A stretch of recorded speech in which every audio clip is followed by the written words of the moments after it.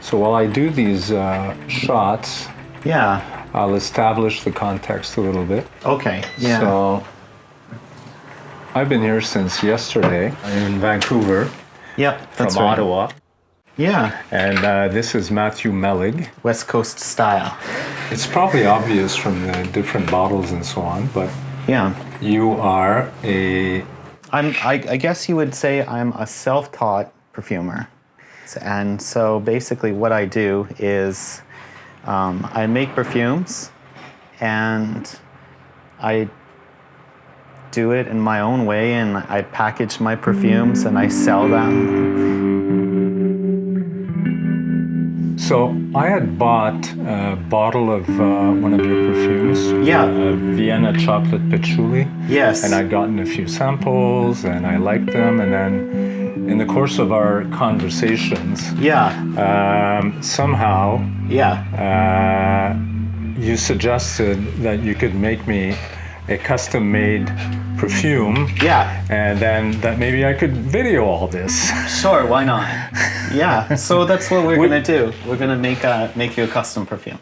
So at your request, before we ever even talked, I think, I sent you a list of things. Yes. That I like or dislike. Yes. Notes. Yes. And so on. A dry incense, something a bit smoky, something a bit animalic, something woody. Yes. Woody. Woody. And like with some sweetness mixed up in there. Not overly sweet, not overly rosy. Right. And then nothing dense. Right. Not too dense. And then we had a meeting. A Zoom meeting last week, I guess, 10 days ago. Yeah. To discuss all this. Where are you? You are in Montreal. I'm in Gatineau, which is across the river from Ottawa. Oh, okay. Very close, yeah. The Ottawa River. Yeah. And you're? Vancouver. From. The West Coast, Vancouver, by way of Tokyo. So I have kind of a vision in my head, and I just want to ask you lots of questions so I can make the perfect perfume for you. The notes you sent me that you do like a bright, clear, kind of opening, not sweet, not cloying, with maybe with a certain oomph and a certain effervescence. You don't like cloves, you don't like nutmeg or cumin, nothing too sweet. But I'm also attracted to incense, something resinous, something deep, and something also where you discover, there's a complexity where you discover new things with each wearing. So I'm thinking, just this is the first impressions, of bright wood, and then you're coming down towards a co-distillation of cedar and frankincense. I have a very nice material. It's cedar wood that has been distilled together with frankincense. It's very nice and clean and bright. I have it here, slightly peppery as frankincense is. Slightly citrus in a bergamot way. Not sweet, not lime, but a kind of peppery, herbal, citrus. Not so much lemon, but bergamot. But you know what? This coffee and patchouli and chocolate and rose, you just have to smell it for yourself when you come here. I have them right here. Yeah, for sure. It's amazing. So how does that work, like what you're doing right now? Basically how it works is I have rose here, I have chocolate, I have a coffee and patchouli, and I just put them next to each other. And I smell and I ask myself, does this work or not? And does it work? It's going to work. It's going to work. It's going to work. Cool. 100%. Cool. It's going to work. So here are some musks that I use. Basically, my way of making perfumes is kind of like what you would call pre-IFRA. What is IFRA? IFRA is the International Fragrance Association, and it's a self-governing body from Europe where large cosmetic companies and large perfume companies sort of do as much they can to minimize the risks of having any potential allergens in their perfumes. Synthetic perfumes are actually in many ways far safer and less potentially allergenic than natural perfumes, because natural perfumes have so many different molecules in their makeup. I use a lot more natural materials, like no natural perfumer can be IFRA compliant, basically not. I use animal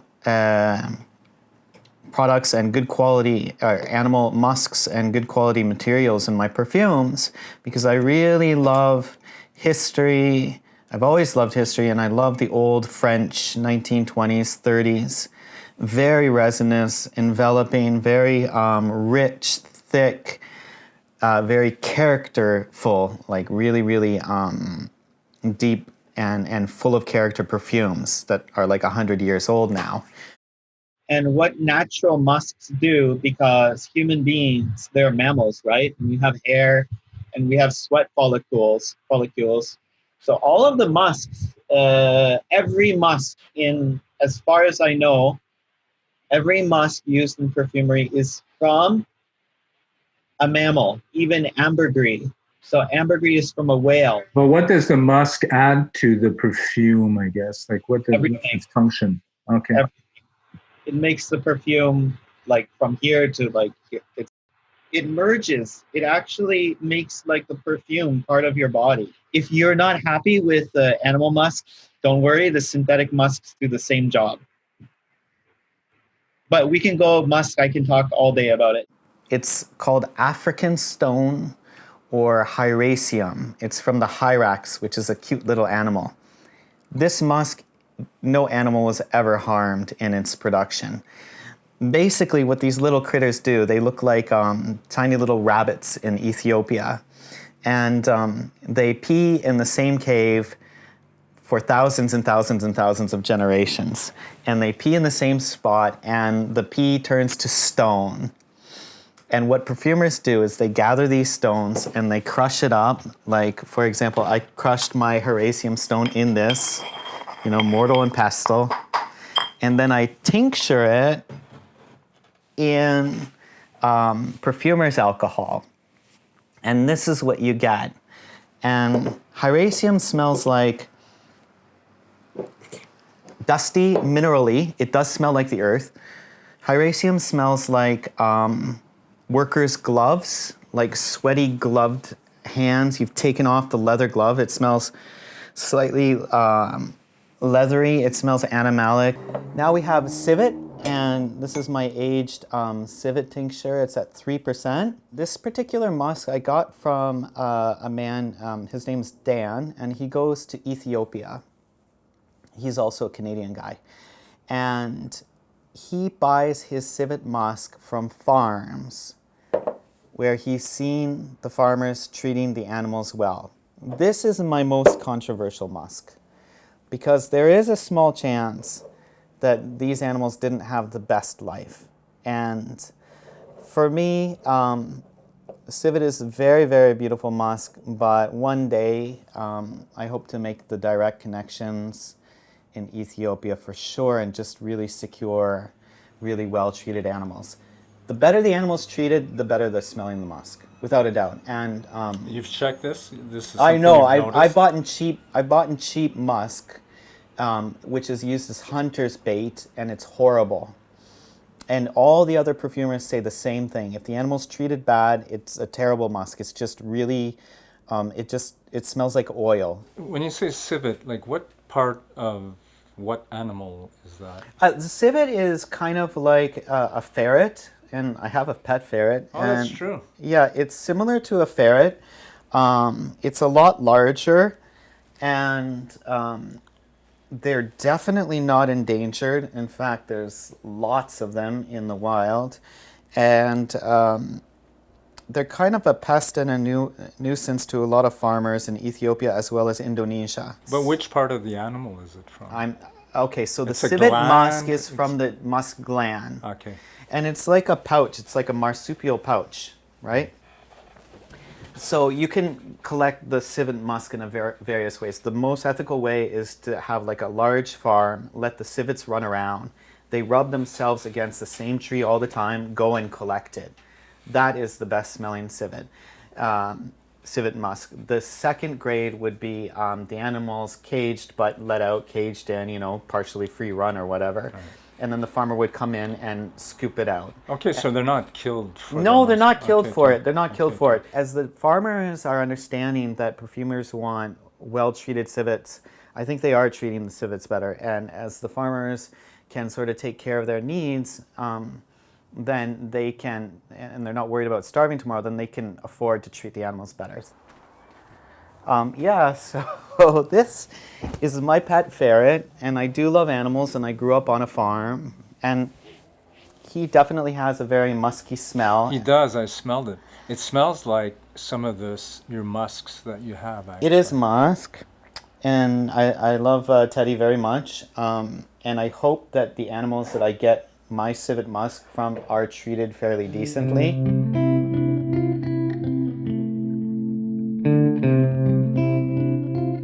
So 10 sample pack, put in Madeleine Peach.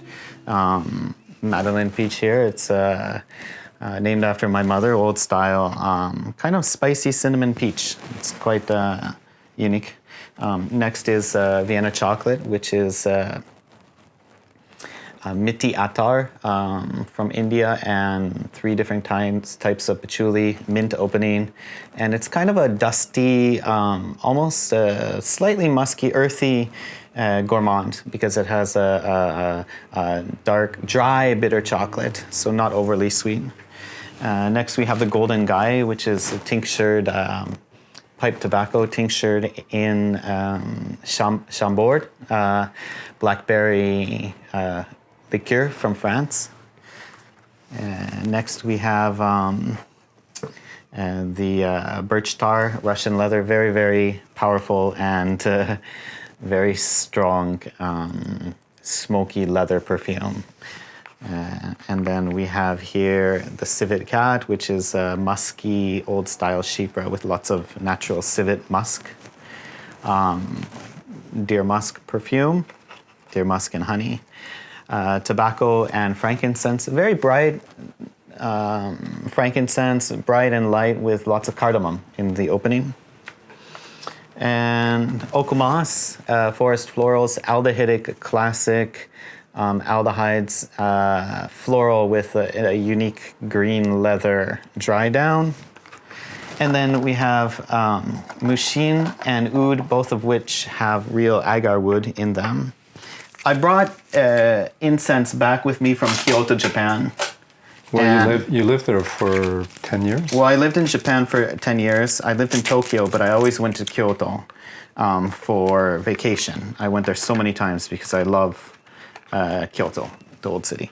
And basically, I spent like 3 months trying to recreate the smell of the incense. I brought it back, I burnt it, I took notes, I tried to make a perfume smell exactly like the temple incense.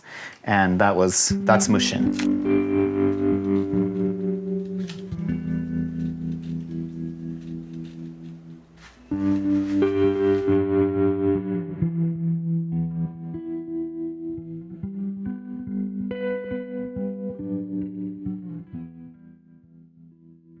Each box, I place my wax, sealing wax on here. Watch out, boo-boo. And there's my seal. Basically, it means I checked everything. It's approved.